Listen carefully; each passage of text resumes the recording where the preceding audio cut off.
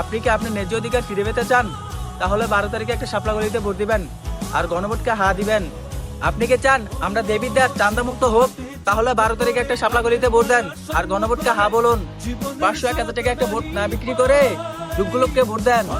একটা ভোট বিক্রি করা মানে আপনার দেওয়াটা বিক্রি করা। আপনি কি চান 500-1000 টাকা আপনি দেওয়াটা বিক্রি করে লাইতেন?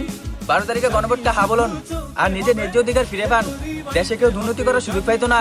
আমরা দেবিদ্বার এমন নেতা চাই যে জনগণের সাথে বৈশা চইলা ফিরা খাইতে পারবে। আমরা দেবিদ্বার এমন নেতা চাই যে নেতার মা বাবার মতো জনগণকেও দেখবে। আমরা দেবিদ্বার এমন নেতা চাই যে নেতা কর্মী জনগণ নিয়ে মসজিদে নামাজ পড়তে যায়। আমরা দেবিদ্বার এমন নেতা চাই না কিন্তু বাটপার মাটপার।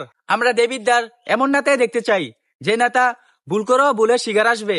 আমরা দেবিদ্বার পরিবর্তন চাই। দেবিদ্বার পরিবর্তন চাইলে শাপলা গলিতে ভোট দিতে হবে, 12 তারিখ গণভোটকে হা দিতে হবে। আমরা যদি 12 তারিখ শাপলা গলিতে ভোট দেই, গণভোটকে হা দেই, তাহলে সরকারি যত মাল আছে আমাদের মতন গরিবের পকেটে আসবে, কিন্তু নেতার পকেটে না। আমরা দেবিদ্বার কিন্তু মার্কা দেখে ভোট দেবো না, যোগ্য লোক দেখে ভোট দেবো। আমরা দেবিদ্বার অনেক নেতাই দেখছি, এখন নতুন বাংলাদেশে নতুন নেতা দেখতে চাই। আপনি যদি আপনার ন্যায্য অধিকার ফিরে পেতে চান তাহলে এখনো সময় আছে, যোগ্য লোককে ভোট দেন, কিন্তু চোর বাটপারকে নয়।